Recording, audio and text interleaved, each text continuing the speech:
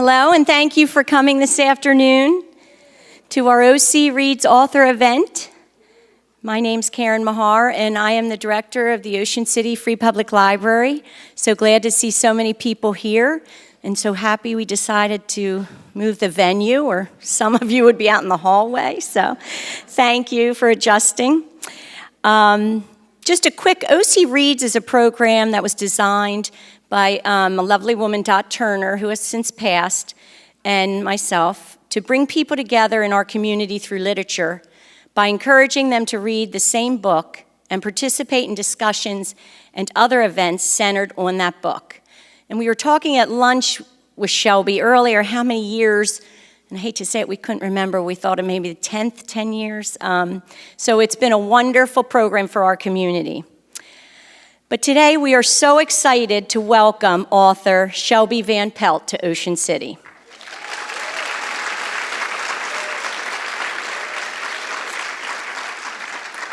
Shelby was born and raised in Tacoma, Washington. Her debut novel, Remarkably Bright Creatures, was an instant New York Times bestseller and has sold over 2 million copies in the United States alone. In 2023, she was awarded the Heartland Prize for Fiction and the McLaughlin Estman Stearns First Novel Prize from the Writers' Center. When Shelby isn't writing, she's herding cats and wrangling children. She lives in Chicago area with her family, but misses the mountains of the Pacific Northwest. Please join me in welcoming Shelby Van Pelt.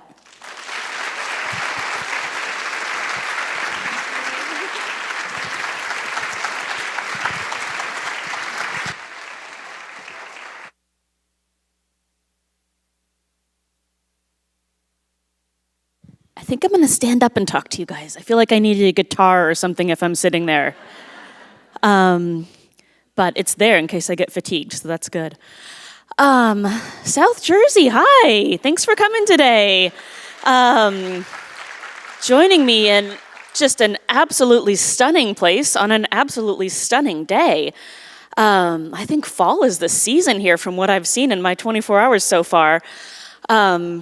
It was so nice to wake up this morning next to the ocean. There's nothing like that. I know that I don't need to convince very many of you here of the magic of hearing those waves first thing in the morning when you wake up.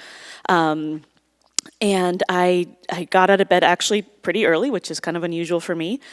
And I couldn't resist going for a run on the lovely boardwalk out there. I signed up for a half marathon later this fall, which was not a good plan. So I'm trying to run whenever I can. I used to be a really big runner. I've done 13 marathons. I ran track and cross country in high school and college, but I've really struggled to get back into running, like post-kids, post-baby.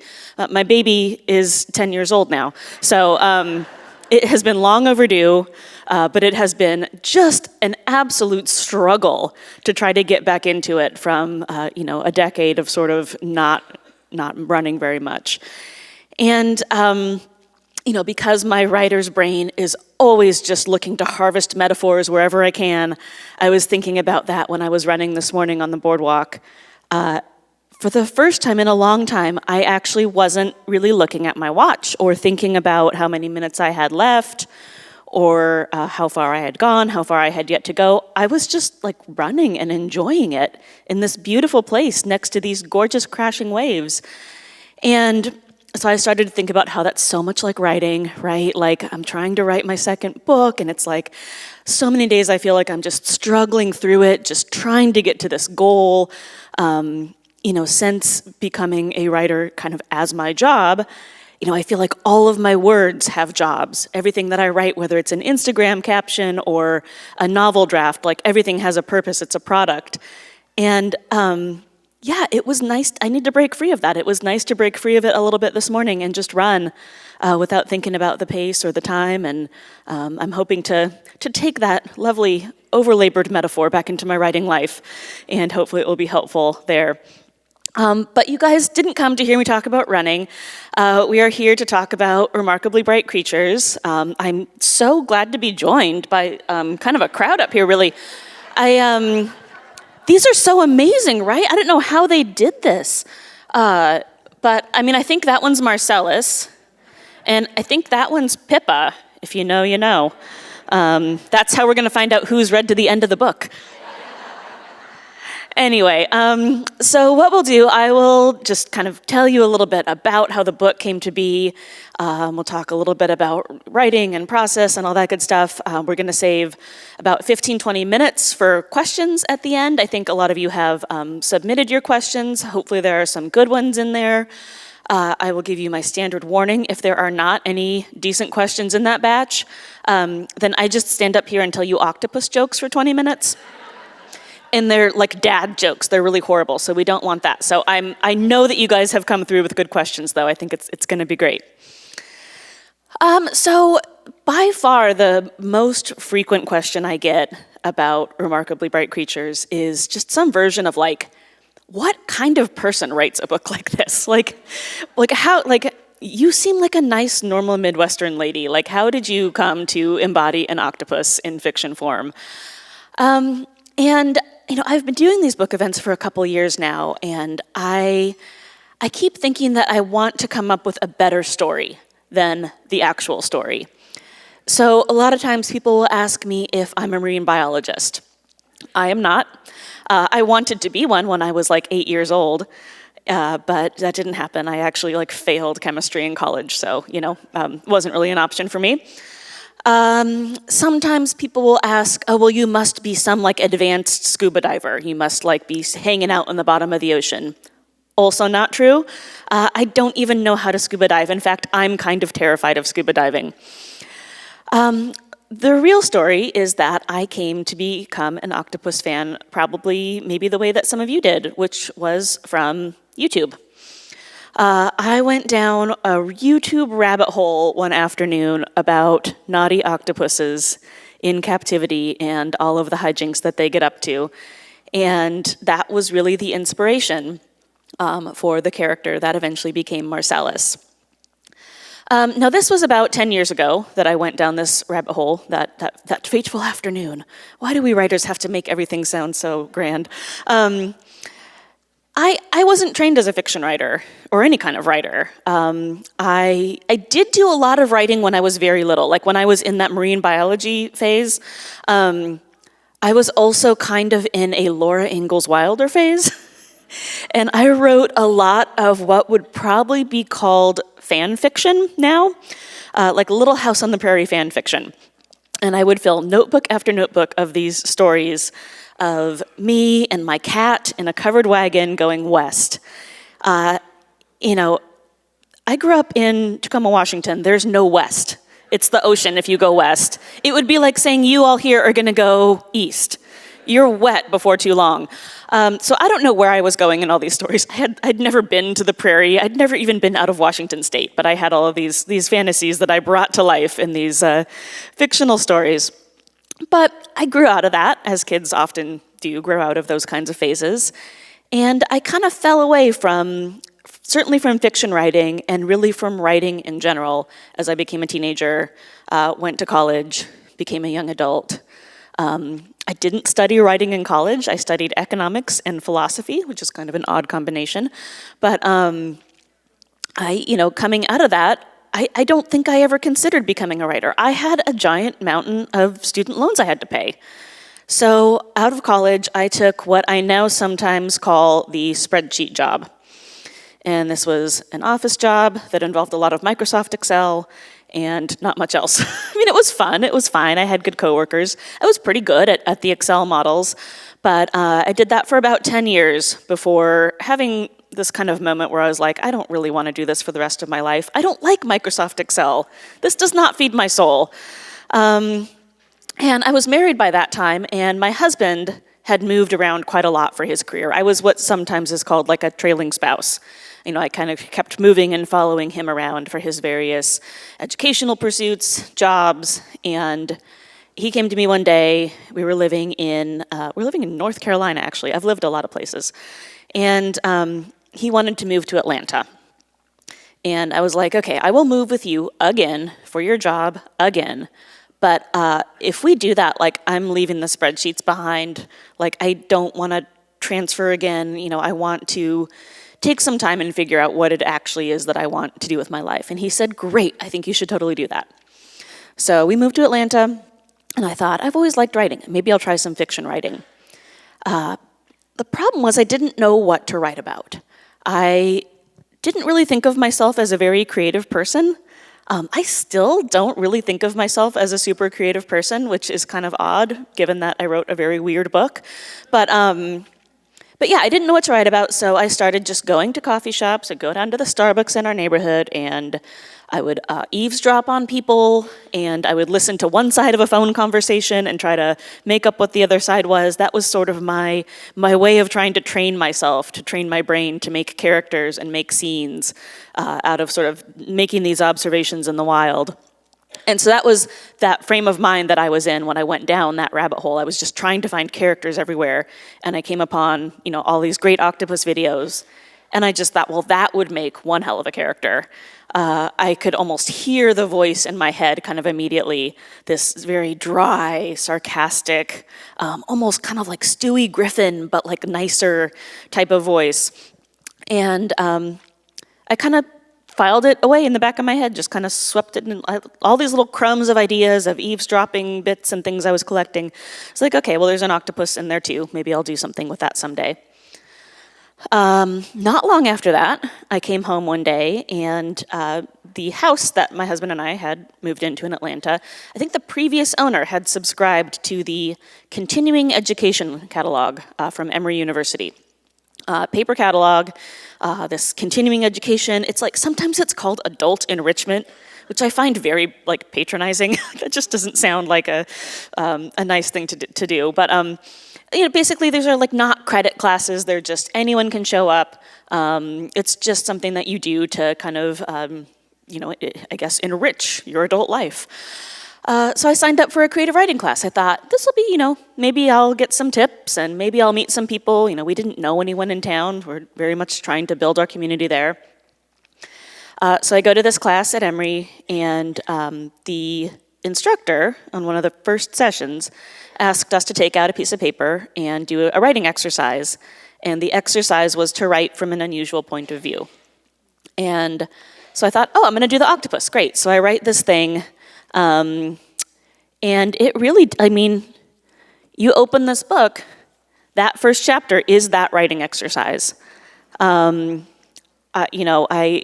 don't know where I got the idea of him being a diarist, he's writing this journal, but not much happens in it. It's just this octopus introducing himself. But my instructor read it, and she kind of pulled me aside and said, that was really funny. That was great. Do you have any more of this character? And I said, oh, no. I said, I think you should keep going with it. I would like to read more. And I'm not exaggerating when I say I would not be standing here if she hadn't said that to me. That book would not exist if she had not said that to me. It was really kind of the first time, at least in my adult life, that anyone had complimented my creative writing, or that, hey, maybe you're actually good at this. And it just gave me the little just nudge, tap of encouragement that I needed to keep going. And I always think of that moment now that I'm, I guess, in some ways on the other side of it. I have a lot of writers that will come to me and ask me for advice, which is who am I to give advice? I have one book. But when I read someone's writing that I like, I always remember that moment and tell myself, give the compliment. If you like something, if it's sitting there on the tip of your tongue, say it. And not just in writing, but just in life. You never know how just a few kind words, encouraging words, could really change someone's life. So I did what this instructor suggested, and I kept going with it. And at that point, that entailed basically I was writing this octopus's diary. It was just, what is he observing every day? What are his thoughts? What are his hot takes? There was no plot. There was not really any character development even, or growth, I should say. There was a lot of character development, but there was no arc.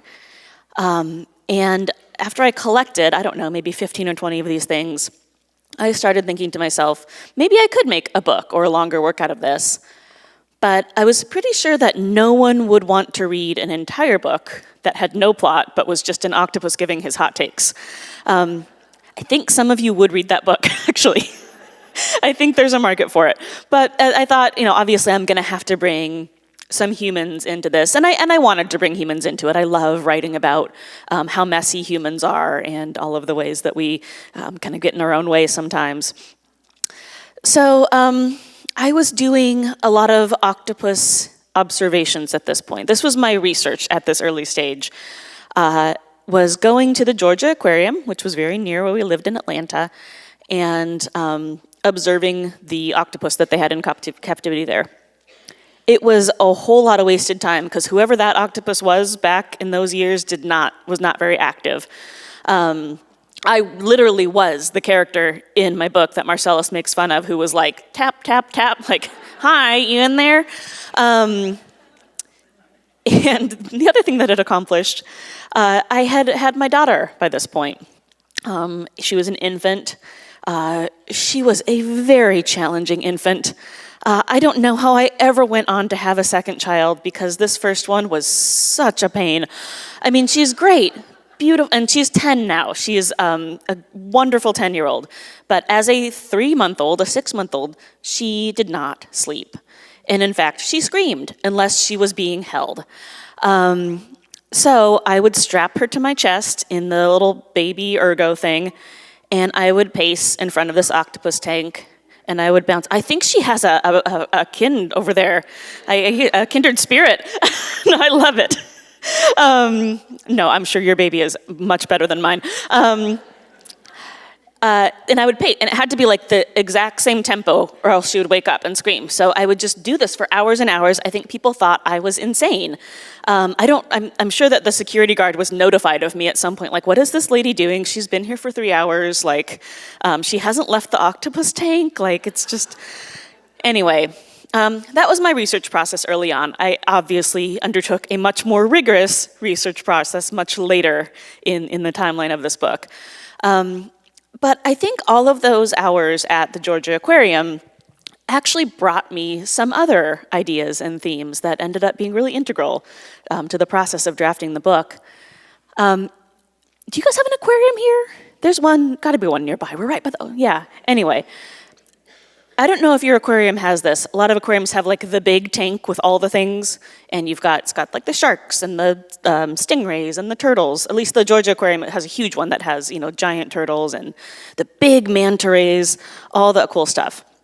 And so I would go over there sometimes when I got bored of waiting for this octopus to do nothing.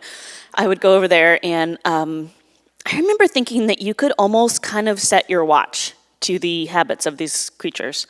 It's like, oh, every 4 minutes the turtle comes around. Like every 6 minutes it's the giant manta ray, like that one that's smiling, not the other one that's not. And it was a little sad. I mean, it is a little sad. And it just got me thinking of, those animals are doing that 24/7, 365 days a year. Like this is their life, is just circling a tank. And it made me think about my grandmother.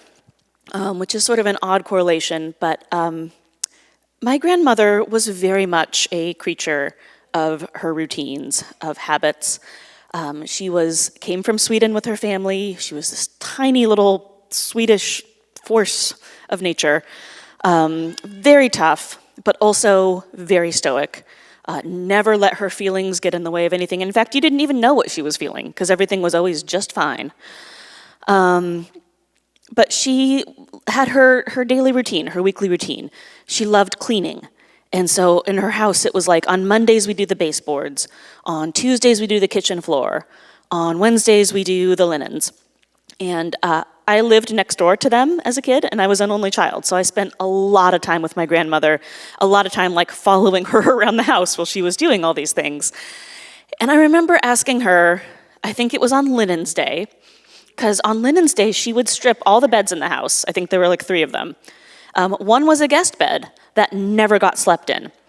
So on Wednesday, because it was Linens Day, she'd strip the guest bed, wash the sheets, hang them out to dry on her clothesline, iron them, which is like diabolical, and then remake the bed with her nice hospital corners. And no one is going to sleep in the bed for the next week. She's going to do the same thing next week. And I would say, why are you doing this? It doesn't need to be done. And she would say, oh, well, it's something to do. And if you've read the book, you'll probably recognize, I'm sure, that the character of Tova is based very much on my grandmother, her way of speaking, her outlook on the world, her routines, her habits. I think, took a lot of those early observations about being stuck in an aquarium and kind of brought them into the idea of us humans being stuck in something, being stuck in a place in life of sort of repeating the same thing over again. And how do you break out of that? At what point do you need to break out of it? What do you do when life forces you to break out of it? Because that can be really hard. So that was my first human character. The first human character that I brought in with Marcellus, was Tova. And I liked that they were both stuck, that the stuckness was definitely a theme from early on. I liked that, I'm sure there are some pet owners in here, cats or dogs. Yeah. No one, really? No. I'm a cat owner, longtime cat owner, and, my cats are good listeners. They really are the best listeners. I mean, I know that they're judging me because I can see it on their faces. But they can't talk, so they can't say anything. They just have to listen. And, Tova being who she is, being this very private, very stoic person, I kind of thought, who would be a better listener for her than someone like Marcellus, who, like my cats, is extremely judgmental. But also he's just absorbing. And she has so many people, human people, not that there are any other kind, in her community who care about her, but they don't really just listen. They're always trying to fix her. And what she really needed was someone who could just listen. That was what she needed in order to be able to sort of crack her shell open, to open up, to start to grow and change and do all of those other things that we expect book characters to do from beginning to end. So I liked my setup. I liked this Tova and Marcellus kind of pairing that I had going. But I didn't really know what to do next. And they didn't cover it in my 6-week continuing education course at Emory, how to write a novel. So I started Googling how to write a novel, which is not a very helpful thing to do. There's some good stuff out there, but a lot of it is very regimented and kind of basic. Like, one of the first things that I came upon was, well, every book, and if something says every book, that's not going to be true because there's always going to be an exception. But every book has to have a hero and a villain. So I'm like, okay, I can do this. I've got my hero. I've got Tova, she's the heroine. Marcellus, he's like the narrator. He's kind of neither A or B. And now I need to make a villain. I need to have a fight between Tova and someone. And so I made this character that eventually became named Cameron, who is sort of the opposite of Tova in many ways. He's this 30-year-old kind of like man-child. He is struggling a lot to grow up, and it's like adulting is hard could be his motto. And it didn't take long of writing Cameron and getting into his character and his backstory for me to say to myself, I don't think I can make this guy a villain. He's not a villain. He's not a bad guy. He's just he's that guy. Probably every friend group has one of this person. Probably some of us have dated this person. Where it's you just kind of want to shake him and be like, come on, man, get over yourself. Just do it. Get out of your own way. And so that was the first time where I was like, I'm just not going to, all of these things that are out there that say how to write a book, I'm not going to try to do that. I'm just going to write the story that I want to write. And if it doesn't follow the rules, oh well, and I'll figure that part out later. So I had Tova and Cameron. Cameron was actually a much more challenging character to write in some ways. And while I was writing him, I probably would have said, oh, he's based on this friend from college. I will die if that friend from college ever figures out that they are that person. It'll be fantastic. But, I'm thinking that this is just like other people who have like annoyed me slightly in this very particular way that Cameron kind of needles us. And it wasn't really until after I had, written and published the book that I realized I think I put a lot of me into him. I put a lot of like me in my 20s, just struggling with really getting the confidence to commit to something. Cameron has a thing that he does where he sort of gets right up to the verge of being successful at something, and then he gets scared, and so he torpedoes it. And, I have done that. I'm not proud of it, but, it's something that I have had to work on too. So I think I did write a lot of myself into him. I think, oddly enough, I wrote a lot of myself into Tova, which maybe isn't so odd considering that she was based on, my grandmother and, we're related and all that. My mom is very much like my grandmother. I am very much like them, except I did not get the cleaning love gene. If you would see my house, my grandmother would be horrified at my house. But I did, I think, inherit some of that like Scandinavian tendency to keep people at arm's length. And we were talking about this a little bit at lunch too. I think it's also kind of like a Pacific Northwestern thing. It's just, we're people that kind of like do our own thing and stay out of each other's business, which can be a good thing sometimes, but also can be a really challenging thing when you're trying to make a meaningful community around yourself and make meaningful connections with people. The time that I think I was probably most Tova-like in my life was when my kids were babies and toddlers. I can remember going to these, and again, we're in Atlanta, we didn't really have family there, so we were truly trying to make our own village. I was trying to make my own village. My husband was traveling for work a lot, so this was mostly me, trying to make our village. And I'd go to these play groups, and it's like, your 2-year-olds are playing together, and between trying to keep them from killing themselves, you're like trying to have these actual conversations with these other moms. And it was very hard to let my guard down. And I can remember always thinking like, oh, I'm just fine, and having to put this kind of shiny veneer over everything. It was hard to really let those people in.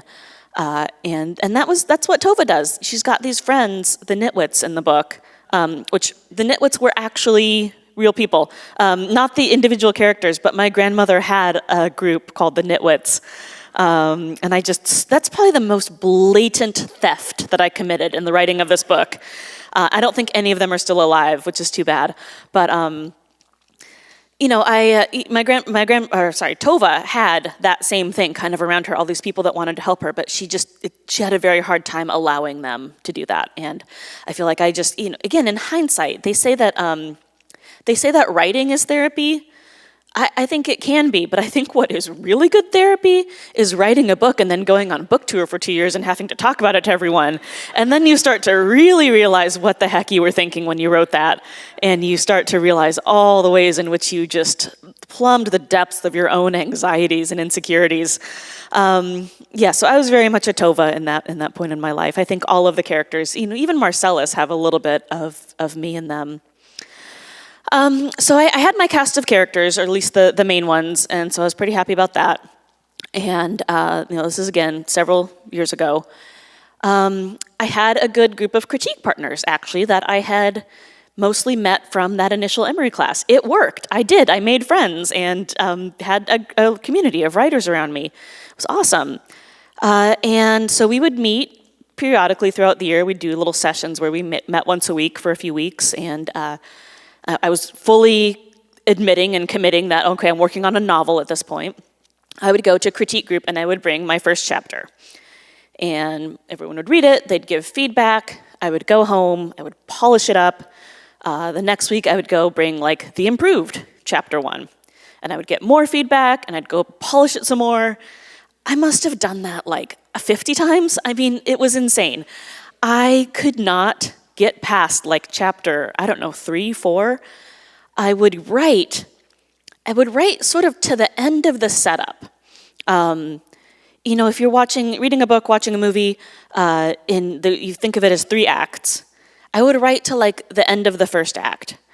And then I would find myself needing to transition into that second act, which is where kind of things happen, plot-wise. And I would get scared. And I would say, well, I could try to do that, or I could go back. I've got critique group next week. Like, let's bring chapter 1 and see if we can make that a little better. Another writer, Rebecca Mackay, she lives in Chicago, so I've met her a few times, and we've talked about doing this, because writers do this all the time. She's like, yeah, it's like you're making a beautiful statue, and it goes up to about right here, and the bottom, like the foot is the most beautiful, intricate, carved, polished thing ever, but it cuts off at the knee. So, I was trying to build this thing from the ground up and just really having trouble getting past that first section. Which again, in hindsight, I'm like, oh, I was Cameroning. This is what Cameron does, right? Like he gets up to the edge of something that's going to be risky and scary and new, and then just like nopes on out of there. So I did that for many, many years until the fall of 2019. My family had moved up to the Chicago suburbs the year prior to that, and I think my kids were, 2 and 4 at that time. But one of my critique group people in Atlanta called and said, hey, we're going to do a writing retreat. You should fly down. And I think it was the first time that I had been away from my kids overnight. It was very exciting and scary. But I flew down to Atlanta. It was like November of 2019. And spent a wonderful weekend with these women who I had known for years at that point. And we were having some wine and talking one evening. And there was another woman in the group who had been basically doing the same thing as me for the last, 5-6 years. Just writing kind of the first act of this novel and then kind of giving up and going back to the beginning and rewriting the first act over and over again. And someone else in the group said to the two of us, like, you guys need to finish your novels. Like, this is ridiculous. Like, you've been working on this for years. You need to just finish. And so she and I said, okay, well, yeah, we should do that. Let's make a pact. We're going to do that. Great. We actually, I think, got out a piece of paper and we're like, Thursdays at 10 a.m., we're going to have a call every week and we're going to trade 5,000 words a week. Okay, 3,000 words a week. Okay, any words a week, 1,000, fine, just whatever you've got. And we're starting right after Thanksgiving. Like, awesome. And we did. We had set up this kind of structure, and we set up these deadlines, and we got through the holiday season, which we thought was going to be so hard because our kids were going to be out of school, and how are we going to keep this up if they're not in school, and blah, blah, blah. And it was sometime around New Year's Day of 2020, and we're like, man, we survived that. Christmas, we can survive anything. 2020, man, it's going to be our year. So sorry for, I don't know if we nudged the karma there a little too hard. But yeah, obviously it was a year, that's true.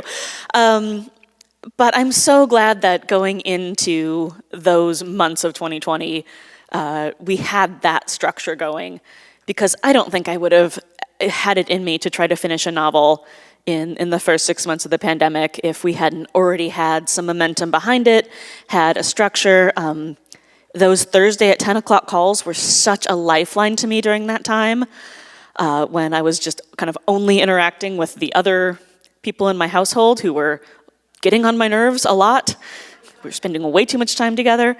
And we did. We both finished our novels that summer.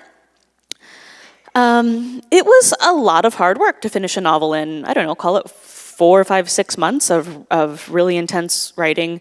And we did get 5,000 words a week. I think I even got 10,000 words a couple weeks. It was good. But, any novel that hits as hard as Remarkably Bright Creatures has hit in the scene, it's sold, I think, almost 2.5 million copies at this point, which is not something that I ever saw coming. It's not something that my publisher ever saw coming. I think we've all just been, thrilled, obviously, but a little bit surprised at how just how much it has taken the public by storm. I don't know. I can think of a better way to say that. I'm a writer. You know what I mean. It's out there. I think anytime a book does that, there almost has to be some luck involved along with the hard work. You can't kind of make it happen. You have to just have stars aligned. And I got my dose of that in that late summer of 2020. I had finished the manuscript, was getting ready to query it out to agents. When you publish a book traditionally, you always have to have the agent first. Like, that's the first step. You send this unsolicited package out to these agents who say, we are open to queries. And you write a cover letter, basically, and you send these things off into the void, and most of the time, you never hear back or you get rejected. And so I was getting ready to do that, and I was feeling pretty, tender about the whole thing. I was just okay, the rejections are gonna come. I was in my kitchen, and my kids were in the other room watching Netflix. They watched 12 hours of Netflix a day during COVID. I really think that the American Academy of Pediatrics is going to show up on my door one day and be like, we said 1 hour a day, and you ruined them. But anyway, they had Netflix on. I don't even know what they were watching, but a trailer came on somehow, and I heard this wafting in from the other room. It was an incredible friendship between a human and an octopus. A remarkable exploration of interspecies friendship, and it will make you laugh, it will make you cry, blah, blah, blah. And my heart, shattered. I was how did they get my book? Someone made a movie out of my book? I wasn't the only one who had this idea. And of course, it was a trailer for the documentary, My Octopus Teacher. I don't know if any of you have seen it. It is wonderful. It's about 90 minutes long. I think it's still on Netflix. But it came out in that summer of 2020. And it really, at least in my circles, was a big thing when it came out. I think a lot of pop culture was just so concentrated during those pandemic years. It was we're all talking about the same things. It's we have the Tiger King, and now it's the octopus guy, and but it did really, really well. It went on to win an Academy Award the following spring. And so after I picked my broken-hearted self up off the kitchen floor and went to look at it, I was okay, maybe this isn't a bad thing. It's not really it's not a movie of my book. This guy is a diver. He is diving in the Caribbean. He makes friends with a common octopus. This is nonfiction. I think maybe this could actually be a good thing. And it was a very good thing. I could not have timed that better if I had tried. I mean, right when I was sending my manuscript out to agents, it's landing on their desks. It's a fiction version of this thing that is super hot in pop culture right now. I mean, I have other writer and author friends who are how did you do that? How did you know? And I'm I didn't know. I just got really, really, really lucky. And so I think that was the first of, and maybe the biggest of many, many strokes of luck that I've had throughout this process that have led to this thing being, on the hardcover list for over a year, and all this other crazy stuff that it's done. I think I can trace a lot of it back to that guy and his documentary in the Caribbean. And it's funny, he has written a book since. I'm trying to think of the name of it. Craig Foster is his name. And I blurbed his book, which was really fun. But I kind of I can't wait to meet him someday, because if you've seen My Octopus Teacher, you know that it's this guy, and he's oh, I had to go diving to get away from all of the badness in my life. And so I'm sitting there okay, we're gonna learn about some badness. And then you never figure out what the badness was.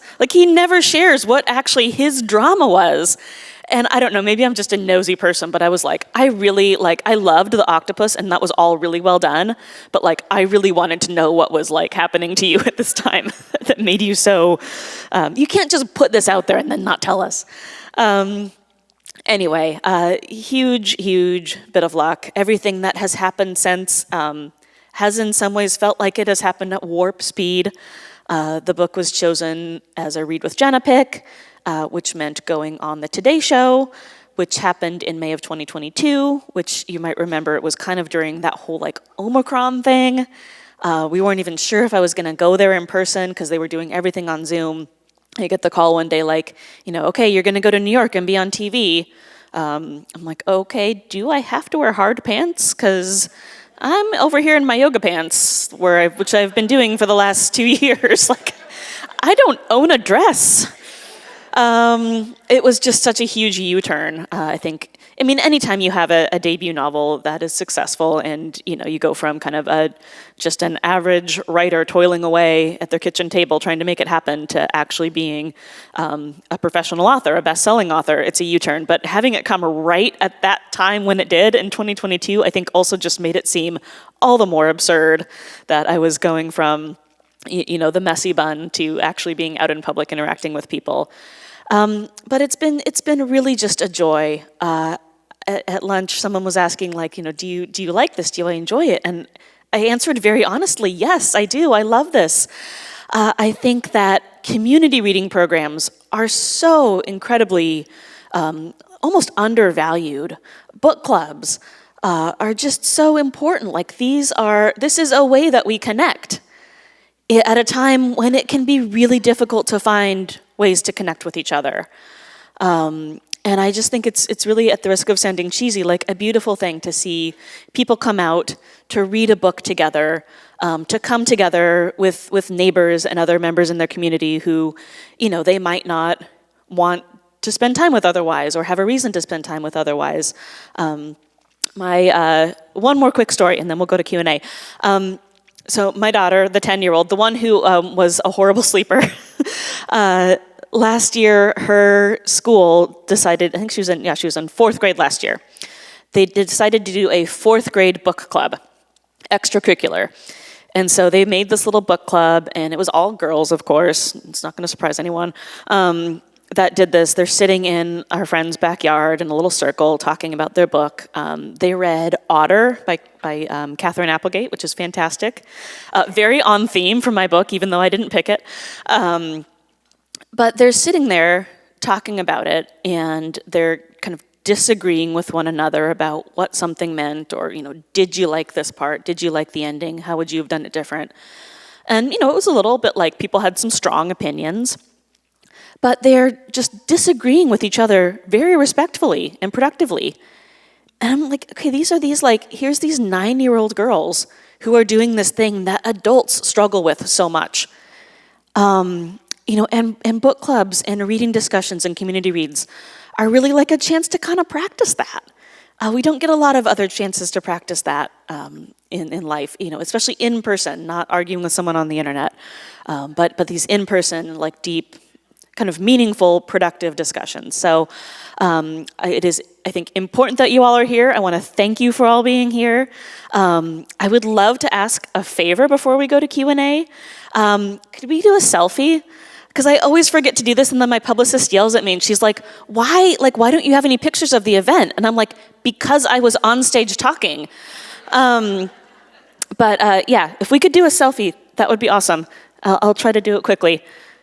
And then I can check that off the list. If you have your book and you want to hold it up, that would be really cool too. I know that you probably don't all have them, but.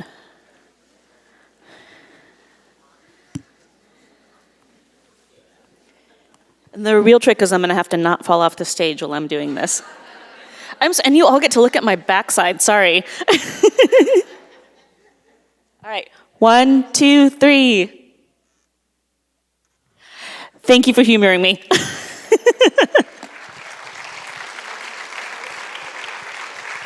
All right, and now the final moment where we find out if there were any decent questions. All right, I have time for one octopus joke. Why did the octopus blush? Because it saw the sea's bottom. Yeah. My 8-year-old loves that one because he loves a butt joke. We can end that there, okay. Yeah. Thank you, Shelby. So I'm going to ask some of the questions. Several were duplicate, and some you have answered, but I will read them, and if you have anything else to add. What in your life's experience made you have understanding of octopi? I mean, I think in the book, Marcellus isn't really an octopus, right? I mean, he is, obviously. But I think everything that is happening sort of in his internal monologue, I mean, it's through the filter of an octopus, but in my mind, it's very human in that way. I sometimes think that I was maybe like a grumpy old man in a prior life because I just really like empathized with him a lot. I was like, yes. I think the other really big influence on the creation of Marcellus, oddly enough, was writing it with a toddler around. For as sort of grouchy as Marcellus is, I think there's something also wonderfully curious about him. And I took a lot of inspiration from my then 3-year-old, he was one of these kids that is just constantly asking questions. He still is. Car rides are painful sometimes. Mommy, what is the universe made out of? Like, gosh, I don't know. Let's ask, I don't know. Who would know that? I don't even know anyone who knows that. But yeah, he would just always be like, well, why? And he was especially, sometimes would fixate on like, why do we say something this way? Especially, when my kids were both kind of like learning to read.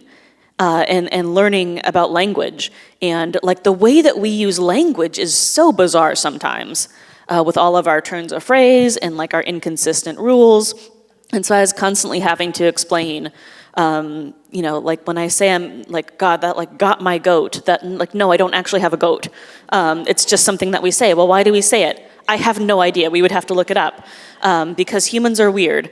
And so I think I took a lot of my toddler's sort of questioning of those things. Obviously it goes to a deeper level than just turns of phrase, which are funny, but also into questioning, like, why are humans so dysfunctional in so many ways? It seems like we should be able to do a bit better than this sometimes.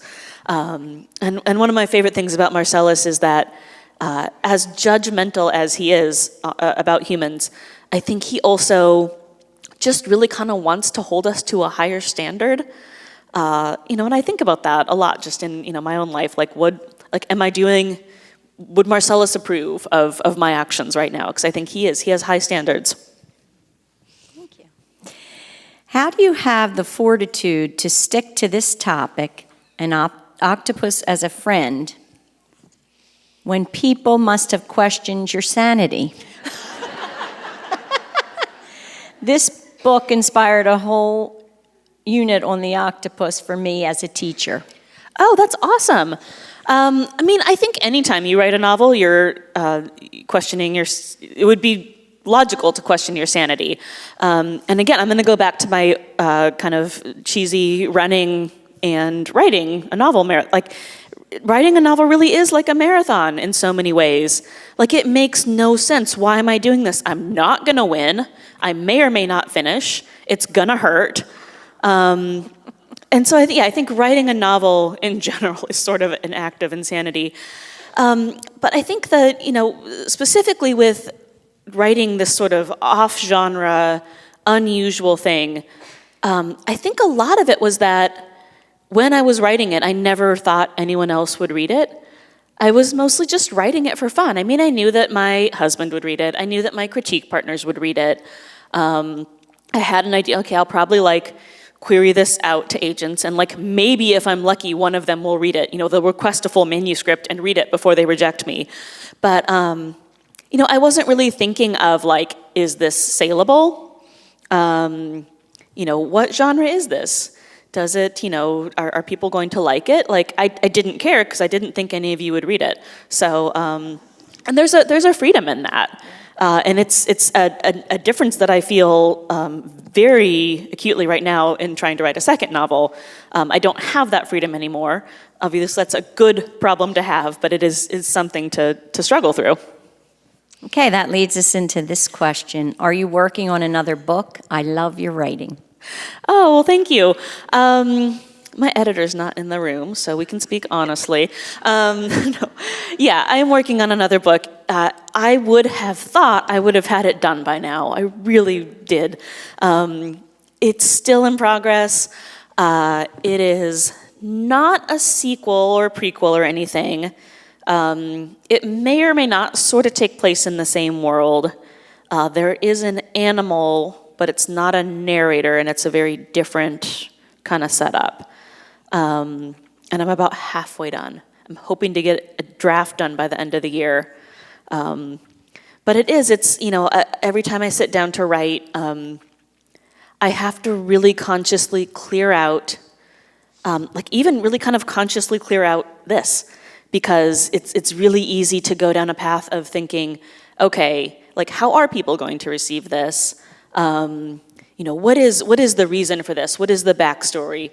And a lot of times when you're drafting, like the truth is probably like there isn't one. Like you're just, all of the themes and the things that come together for me kind of tend to come together later in the game. And so there's this pressure to make everything kind of perfect, make everything meaningful, make it all, exactly how everyone's going to love it. And not be thinking about, well, okay, what is Goodreads going to say? What is the New York Times going to say if they review it? Should be so lucky. So yeah, it's a little bit of a struggle, but a good struggle. Okay, what was your last 5-star read? Oh, I don't really think of books as star reads, but if I were to nudge myself to think that way, there was a great book that came out earlier this year called Bunyan and Henry, or The Beautiful Destiny, by Mark Cecil. And it is a retelling / history of Paul Bunyan. And it takes place in this. The thing that I love about it, what really makes it like a 5-star read for me, aside from the fact that it's just beautifully written and entertaining, and it's a good, like, easy kind of quick read, which I love. I love a quick read. But like Remarkably Bright Creatures, from the very first page, you are asked to make this leap into, it takes place in sort of an alternate world, like. You recognize, okay, this is that city, but it has a different name and it's very different. It's almost like what could have happened if things had gone differently. And I just love books that right out of the gate sort of ask you to do that, like ask you to trust them and come into this world that is different from ours and accept these things that are kind of weird and new.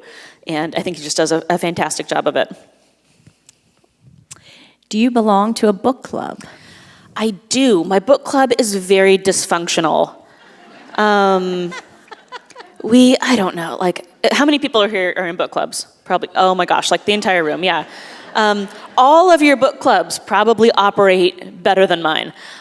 We spend way more time arguing about what day we're gonna meet and what we're gonna read than we do discussing the book. We have been like on hiatus for a couple months because people were just, I don't know. This all happens over email. It's a neighborhood book club, but it happens, the logistics of it happen over email. And I've had to just kind of like bow out of it. I'm bad enough about answering emails and dealing with scheduling stuff as it is. Like, I'm not gonna wade into this. Like, I'll be there if I'm in town when you guys figure out when this is gonna be. But yeah, it's as Marcellus says in the book, like, why can humans not use their hundreds of thousands of words, millions of words, to simply tell one another what they want and mean? And I feel like my book club needs to reread that line in the book. But I love book clubs generally. It's just mine that's the problem. Well, I told you at lunch that our small 7 Mile Island has probably, at least the ones we know of that are affiliated with the library, 20 book clubs active. That's fantastic. And A lot of them sound like yours, so. I mean, it's a very common thing, and we'll get through it. We'll get over it. Do the characters' names have significance to you? I love naming characters. Yeah, I mean, some of them I think have more significance than others. So Marcellus, at one point I wanted to name my octopus Marcus Aurelius. I mentioned I'd studied philosophy in college, and I just thought this was hilarious. This, he's contemplating his death every day, like he's a token stoic in the aquarium, and my critique partner was like, I don't get it, and I was like, yeah, because he's meditating on death. She's like, no, it's just like, that's not funny. It's kind of like sad, and to lean into that part of it, and also like it makes it sound like a philosophy book, which it's not. So I just mashed up the two words when I was trying to work around that, and really liked the way it sounded. So that was how Marcellus's name came about. For most of the human characters, what I end up doing is figuring out like where they would have been born, when they would have been born. And you can look now on the internet for baby name lists from those eras, and then you just, I usually kind of knock out the first bit of it because you don't want the most popular name, and then consider from then on down.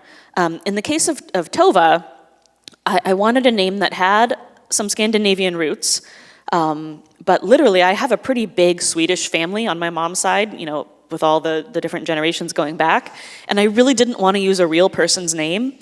And so, my family has all of the Signies and Olgas and Freyas.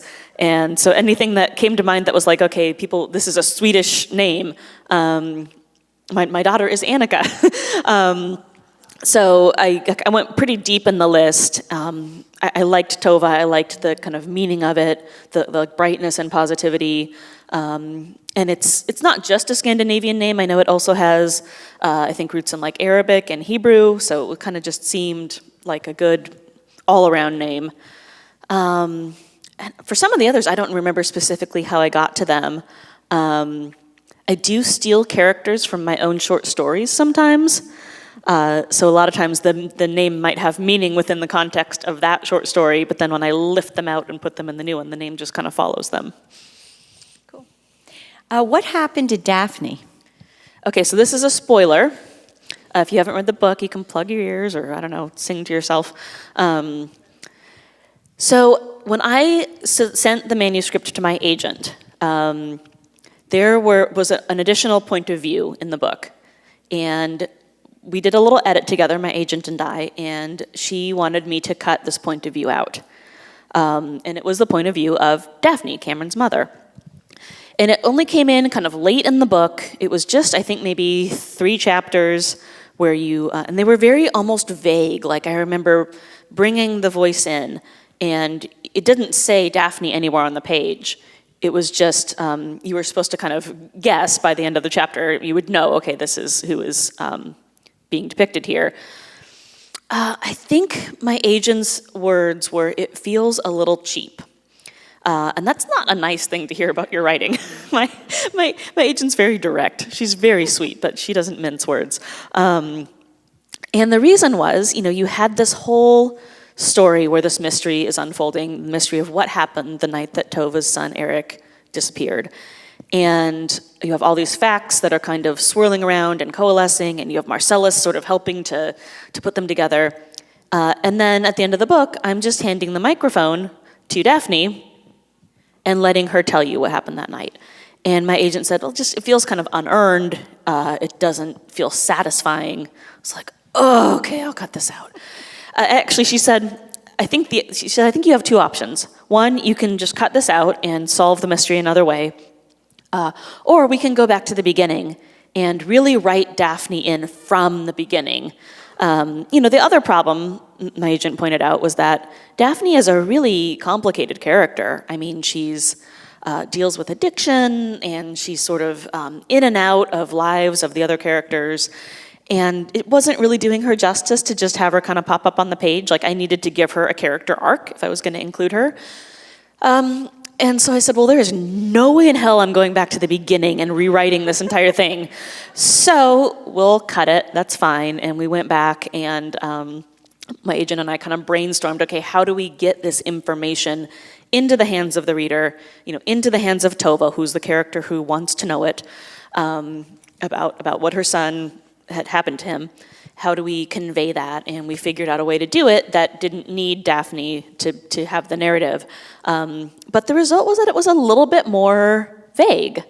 And I remember getting to that point and reading through that draft where we'd pieced it all together. And I was like, I really like this. I like that Tova doesn't get to find out the whole story. The reader doesn't get to find out the whole story. You get part of it. But it felt a little bit more real. It required Tova to do some of the work of meeting in the middle there. All through the book, she as a character has this thing that she wants. She wants to know the truth. And, now she's going to get part of the truth, and she's going to get a whole lot, and she's going to get a new member of her family. I mean, she gets so much, but she's not going to get the full truth of that one thing, and it's going to require her to do some work and be okay with that and be able to move forward. So we really liked the way it turned out. In my mind, what happened is he died accidentally on a boat, probably in the way that it's sort of Tova surmises in the book from the bits and pieces she gets, that he got knocked with a boom and was unconscious and, sank. It's really terrible what we do to our characters, isn't it? I don't enjoy doing those things. I think some writers enjoy it more than I do. Okay. Are you involved in the Netflix adaptation that is supposed to star Sally Field? Oh, yeah, we haven't even talked about that. See, this is what happens when I talk too much and I talk about running and we do all this. So somewhere in the back of my mind, in my bullet points that I always have for these talks, I talk about all the various ways in which I have been so lucky. Obviously there's my octopus teacher, but another big one is Sally Field. She actually has been sort of involved in the project, not in the book, but in the movie, since the talk started on that a couple years ago.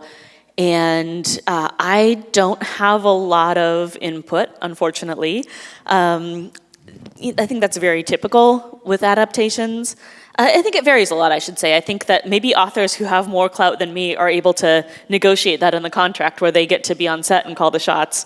I did not get to do that.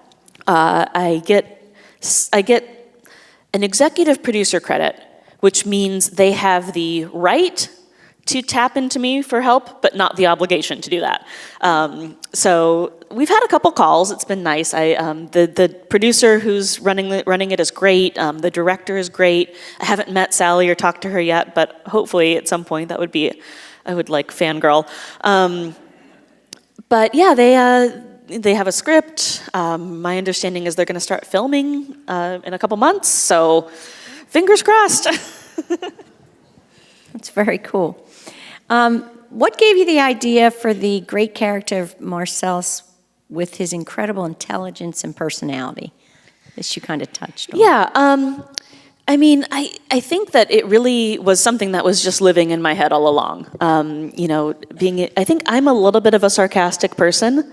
I'm right on the cusp of Gen X and millennial, and 1980 baby, they don't know where to put us.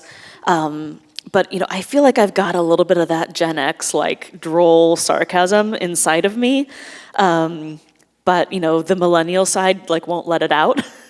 And so it was really fun to write Marcellus and be able to just let it out, all of the judgments and the sarcastic comments and the eye rolling. But yeah, it was, I never expected that I would put it in the shape of an octopus. But I think it was really satisfying to do. I sometimes think that, I don't think that Marcellus could have been any other animal. And, sometimes people have asked that, and my answer is always no. I think he could only be an octopus. If for no other reason that I think it works with an octopus because there's so much we don't know about them. And, if it was a cat or a dog, we kind of know that this kind of thinking isn't possible. But with an octopus, that's a possibility. You know, they're so weird, they're so alien, they're so different from us that they could know how to read and be thinking that in their minds. It's possible. So yeah, but I think that the most common analog that I could think of would be like one of my cats who are just, I can tell they are judging me, and I can almost hear the monologue that is going through their head when they are watching me do something that they deem ridiculous. And so I think just being able to tap into, because I've always been that way, being able to tap into that in a character form was really fun. Well, that was all the questions that we had from the audience. Awesome. So I thank you very much for the Q&A. Yeah.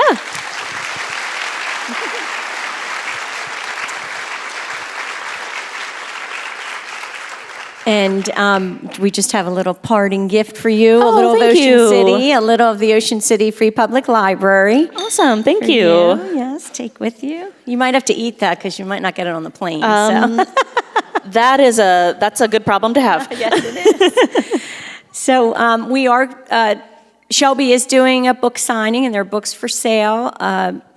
Sunrose Word and Music is here, and they're selling books. So that will be out in the lobby, and we're going to take our friends Marcellus and Pippa with us, and so for photos or whatever you would like. And again, I just want to thank Shelby. It was a great afternoon, and thank our OC Reads committee very much. Thank you.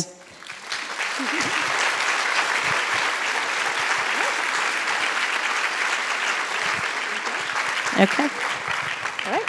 I will hope to see you in the signing line.